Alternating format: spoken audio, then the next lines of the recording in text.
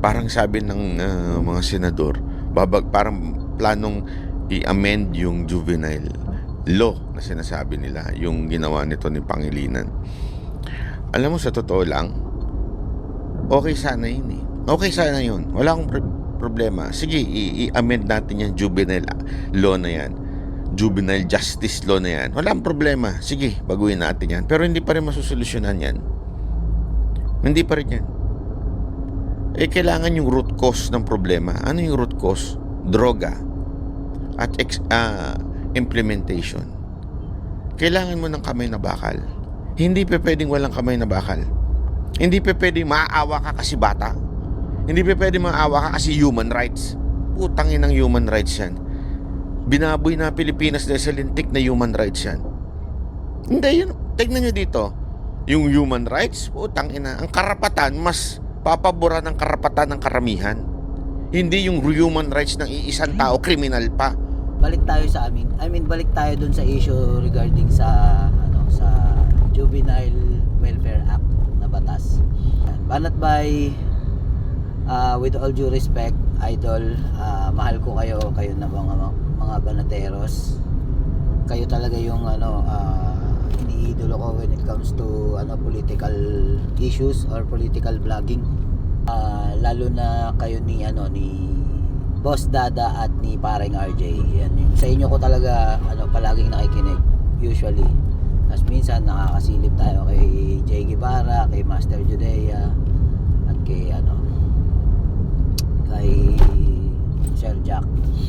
Pero this time banat by kontrahin kita dun sa sinasabi mo na tungkol dyan sa yung pagbata, wag yung sa sinabi mo dito sa na to na wag maawa,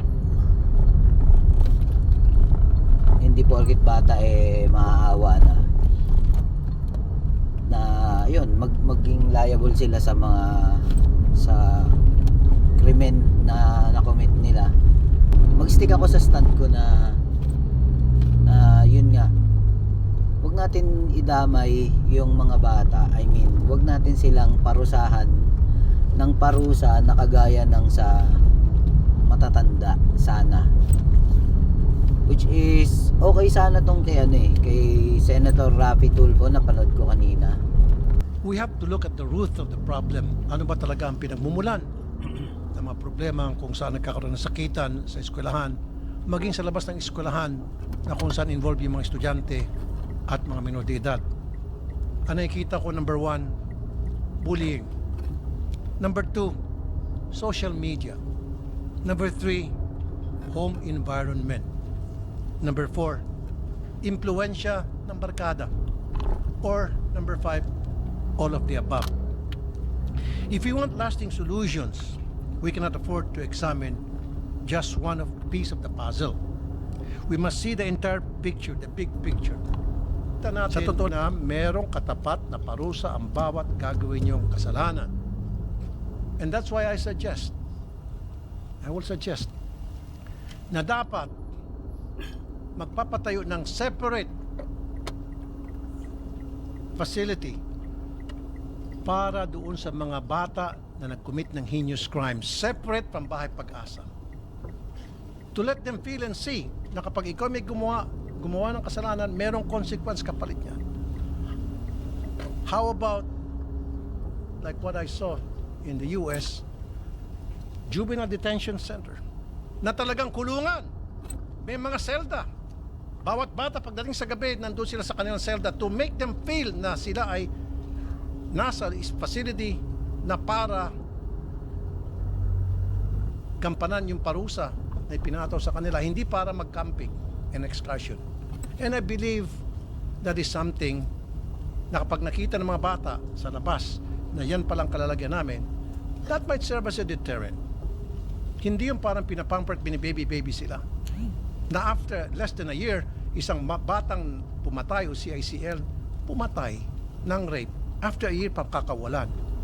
Pero kahit yung mga CICL na na-admit na sa Bahay Pag-asa, may isa pa tayong concern po. Ang mga nakakatakas. DSWs here, let's admit it. Marami namang insidente na nakatakas. Balita. na yung mga inilalagay sa Bahay Pag-asa, nakakatakas. Mula 2021 hanggang June 2026, may 1,026 na kaso ng mga batang umalis without authorization. At 338 sa kanila ay hindi na nakabalik. Sa pagbisita ng aking team sa ilang Bahay Pag-asa, nakita namin na may mga pasilidad na isa lang ang naka-duty na security guards kada shift. Anyari? Marami mga magulang natatakot na baka pagdisiplina nila ay mapagkamalang child abuse o violation of RA 7610. So how do we reconcile that? Na yun, noong panahon, papaluin yung bata ng sinturon, tangkay ng bayabas, nagkakasugat, pasa. That's part of the discipline. Tumitino yung bata. Pero ngayon, pag ginawa niyo yan, 7610. Makukulong ka, magulang ka.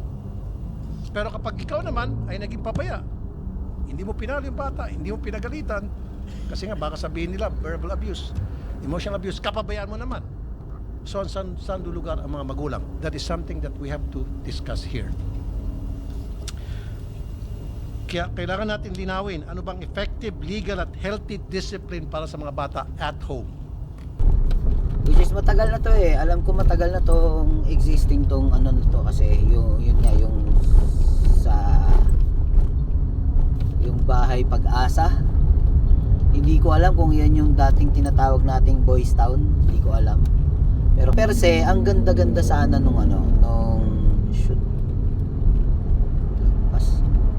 Ang ganda sana nung batas na umiiral na, which is yung ang problema parang kasi parang hindi siya masyadong natututukan. Kanya binisita niya daw pero ganito ganyan, kulang-kulang, tapos may nakakatakas. Kaya siguro ito yung Boys Town na sinasabi noon na hindi natin alam, pero yun kasi yung sa pagkakatanda ko noong anong araw pa na meron na talagang nag-i-exist na batas tungkol dyan, tapos binago ni Pangilinan. Pero para sa akin, nalungkot ako kasi itong yung dalawang namaril, yung 15 years old, siya, liable siya sa kasong kriminal. Tapos yung 14 years old, sa ilalim siya doon sa Bahay Pag-asa. Which is para sa akin sana, pati sana yung 15 years old. Kasi 15 years old is 15 years old, bata pa rin yun. Pero iba dapat doon sa yung kagaya ng sinabi ni Senator Raffy na magkaroon ng separate na institusyon na dun sa Bahay Pag-asa, which is yun nga yung sinasabi ni Senator Raffy na parang magkakaroon ng kulungan, which is I don't as well agree. Kasi para sa akin kasi parang mas maganda kung ilalagay natin sila sa isang lugar na hindi siya magmumukhang kulungan, kasi bata yan. Kasi para yung isang bata imulat mo sa isang kinalalagyan na may rehas, papamukha mo sa kanya na nakakulong siya, tatatak na sa buong pagkatao niya yun eh. Which is dapat sana ilagay na lang sila sa na sa isang lugar na isang magandang environment na puro bata din, nakagaya nila, na tinuturuan, sumasailalim sa counseling, sa hinuhubog sila sa tama, which is kasi na-expose sila sa mali. Kagaya nitong yung namarel na yung may tiyahin na pulis, sabi doon na yung bata daw kasi introvert, tapos hindi daw siya nakikihalubilo sa ibang mga bata. Tapos ang nagiging kasama niya lagi yung tiyahin niya, tapos isinama siya sa firing range. Imagine niyo yun, sinama siya sa firing range. balita na isinasama mo raw ata sa target shooting sa firing range, yung pamangkin mo? Sen, I only bring him once. You brought him just once. Just once. Bakit? Anong reason? Ba't nyo siya dinala sa firing range para turuan na mag-firing? Anong dahilan? He usually told me that he wanted to be a police officer like me. He looked up on me. And yun po, he wanted to be a police officer and he was asking if I could bring him sa firing range. Pero alam niyo po na hindi dapat dahil siya po ay minor, he's not supposed to be inside a firing range.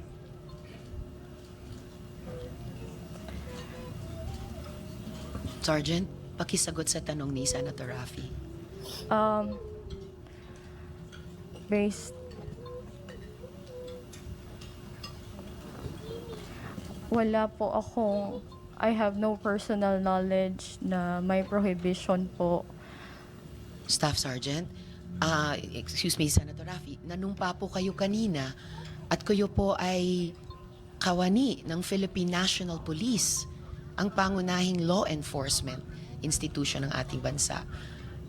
Pakisagot ng makatotohanan sa tanong ni Senator Raffy. Hindi nyo ba alam na hindi dapat makakapasok sa firing range ang isang menor de edad?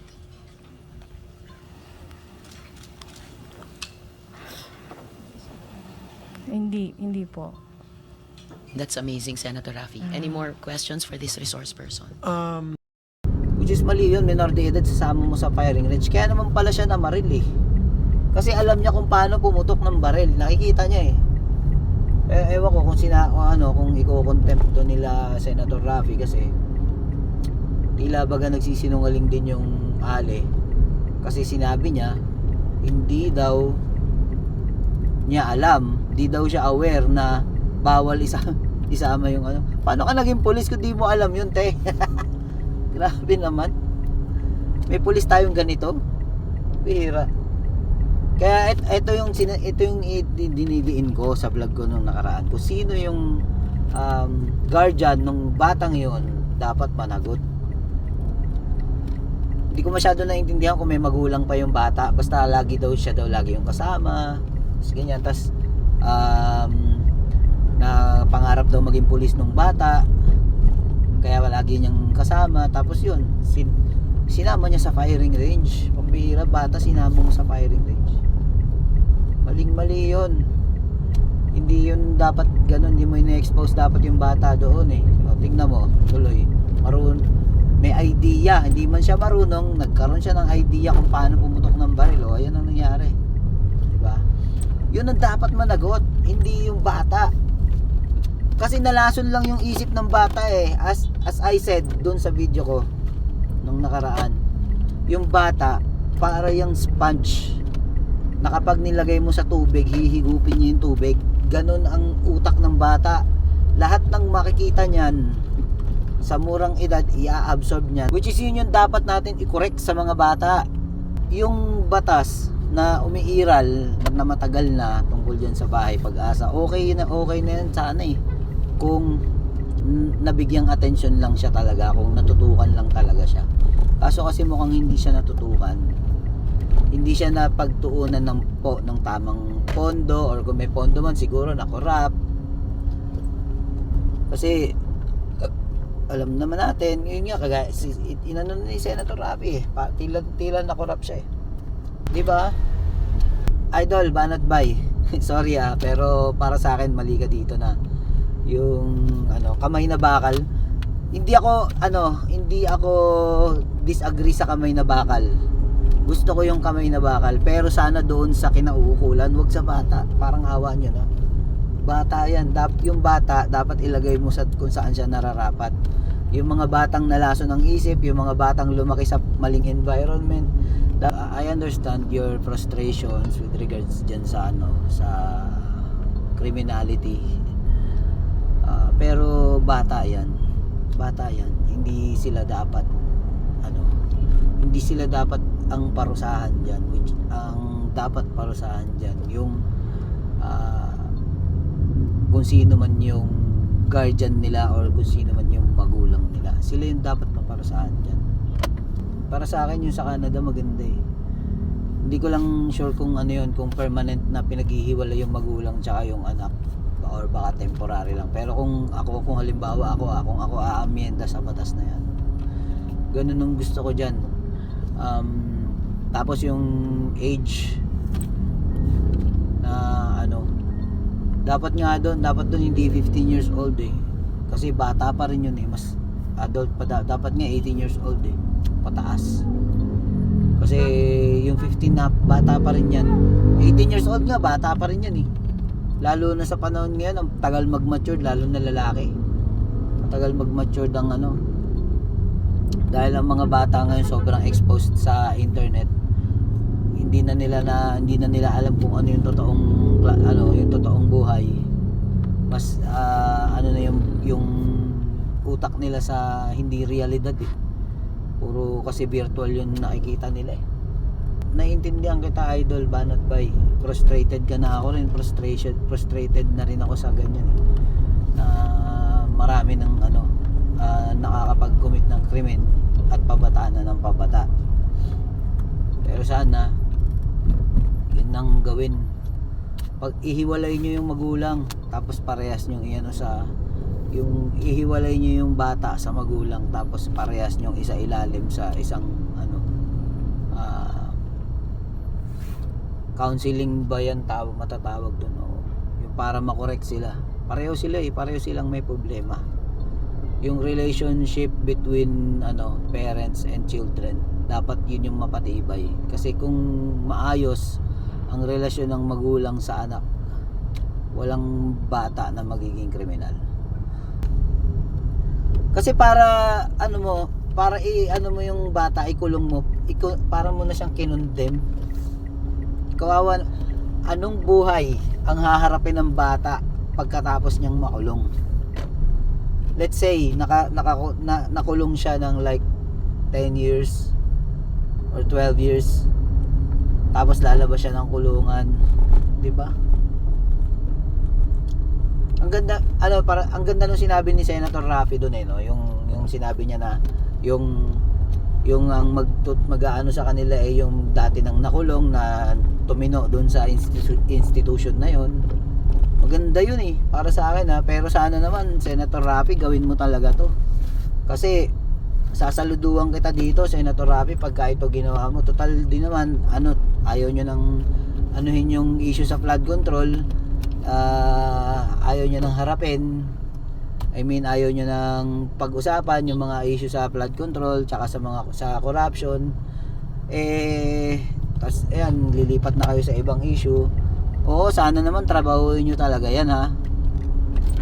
Hindi lang tayo magpapapogi lang sana diyan, Senator Raffy. Baka naman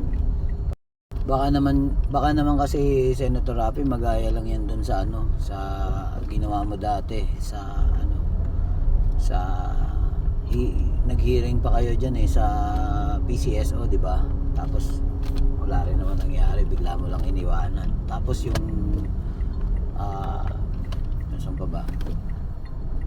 Yung sa issue sa Grab. Shout out po nga pala sa mga paps diyan na nag-Grab. Tama, may nagawa nga kayo dun, pero hindi naman masaya. Hindi naman kami masaya sa ginawa nyo eh. Yung discount sa hindi nyo naman naibigay sa amin ng buo. PWD senior, diba?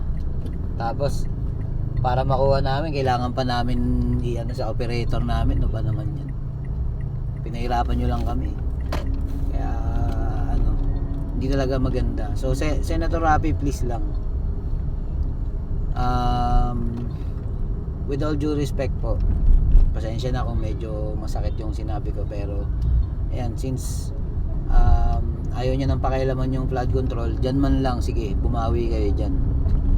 Gawin nyo yan, gawin yung tama yan, tapos patibayin nyo. Kasi yung yung issue na yan, sobrang lawak niyan. Hindi yan makukuha ng madali. hindi yan magiging madali para sa inyo.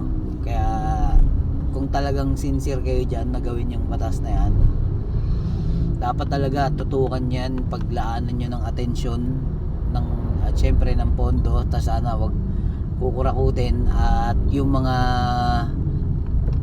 mahuhuling mangungurakot dyan, parusahan nyo ng matindi talaga. Dapat talaga magkaroon na ng batas yung corruption dito sa atin ng mabigat-bigat na parusa eh. Hindi pa rin ako agree sa sa death penalty na sa corruption.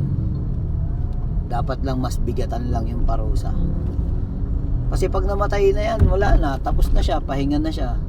Kung magdudusa siya sa kulungan habang buhay, mas masarap yun eh. Diba? Mas mahirap kaya yun. Kaya ako, kaysa makulong ako ng gano'n, mas gugustuhin ko pang mamatay eh. Diba? Yun ang stand ko with regard sa death penalty. Kaya ayoko ng death penalty. Diyos pa rin ang may-ari ng buhay ng tao. Wala tayong karapatan doon. Siguro ganyan muna. Mahalin natin ang Pilipinas kahit nahihirapan na tayong lahat. Peace out.